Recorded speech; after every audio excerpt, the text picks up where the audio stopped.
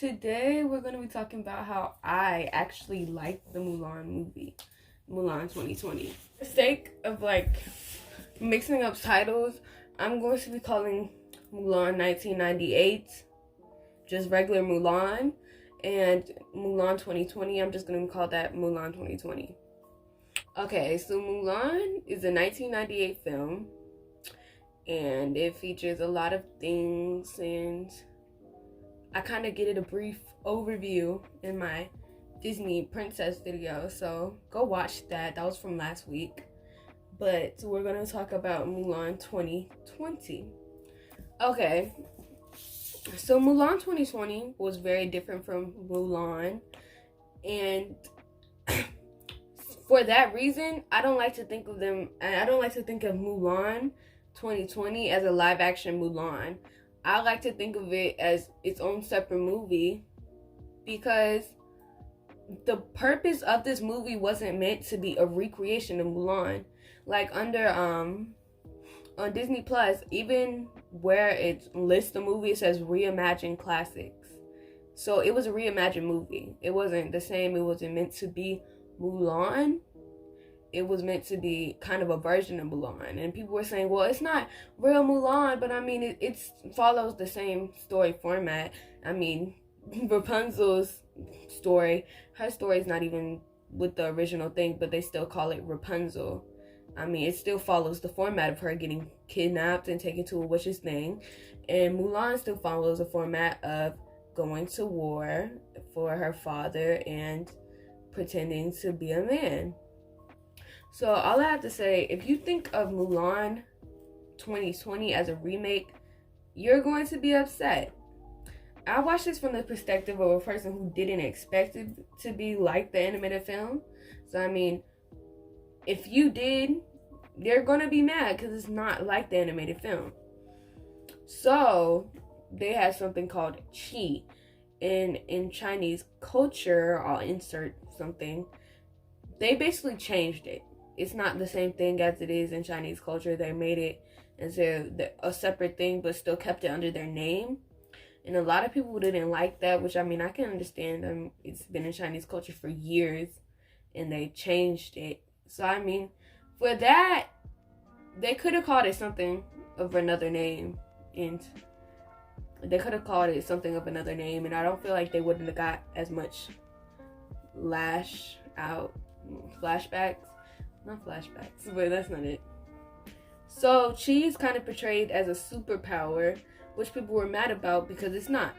And basically what they were trying to show in the movie was like, everyone has Chi, it's just boys are the only ones who can use it, and boys are the only ones with large amounts. And if a girl has Chi, she's a witch.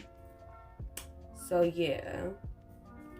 And they say a girl could risk dishonor from Chi because, like, you know, in the lyrics of Mulan, Mulan original, it said a girl can bring her family great honor in one way. A man by bearing arms, a girl by bearing sons. So basically they were saying a girl who has kids and gets married and stuff. So basically they were saying nobody's gonna get married to a girl who has Chi. And basically Chi gives you like the ability to jump on buildings and stuff. I don't really know. But okay, so now we're gonna speak about characters. Mulan and Mulan 20. That was a notification. Mulan and Mulan 2020 are different because it's very different because I feel like Mulan, her character was kind of funny, but in this movie, like Mulan original, in the Mulan 2020, I feel like the character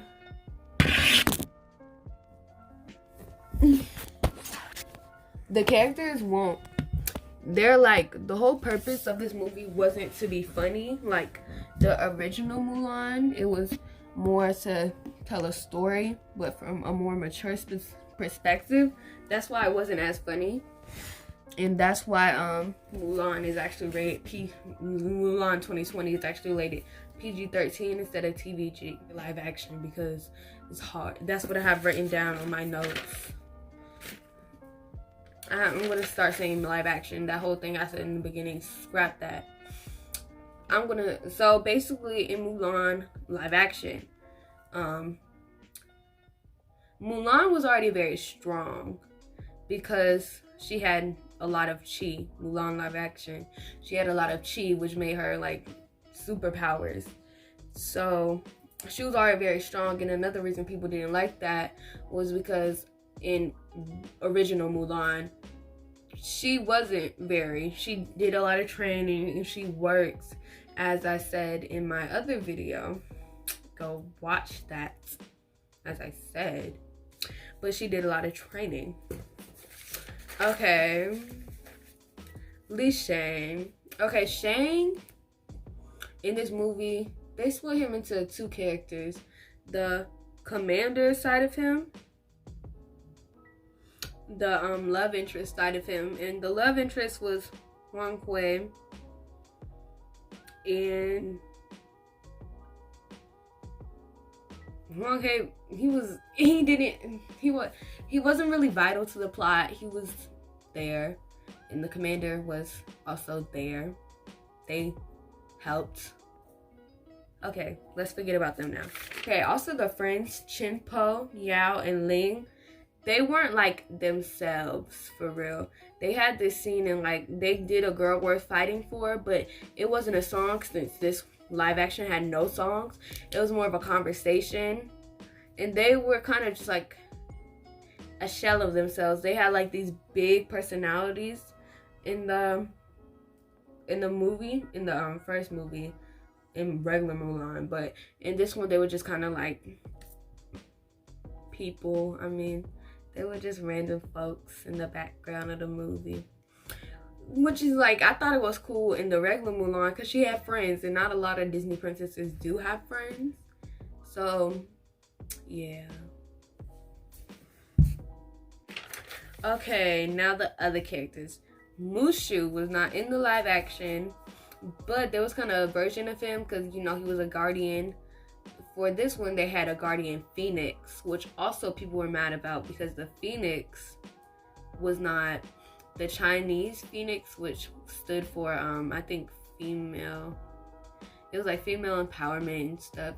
Not female empowerment, it was a lot of other stuff. I'm going to see if I can find it, and I'll insert something if I do. But the cricket, he's gonna be right here. I'm gonna put all the characters just right here. You know, you've already seen it.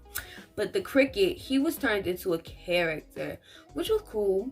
And he had a very minor role. They call him Lucky though. And there was this part where he like almost died, but he didn't die. And they was like, oh, you're really lucky. So yeah.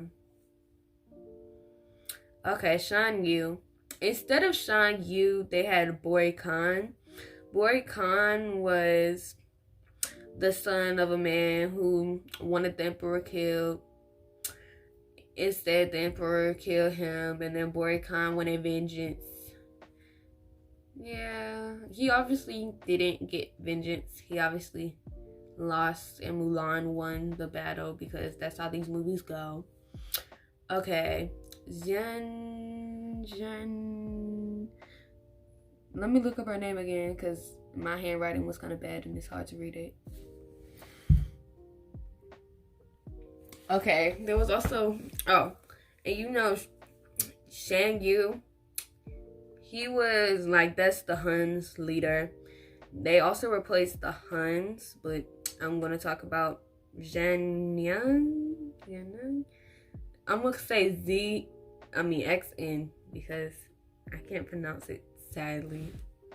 But I cannot pronounce her name. I tried my best to figure out how, but it turned out terribly. So it didn't work.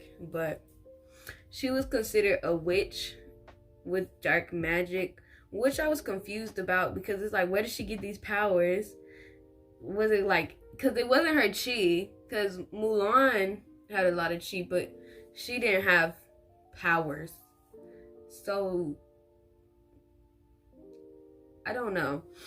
Okay, I have to record this after because I forgot about this. Oh, Zien, she was fighting so that way she can get her chi, so that way like she could find a place where there was no, this damn thing keep on calling me.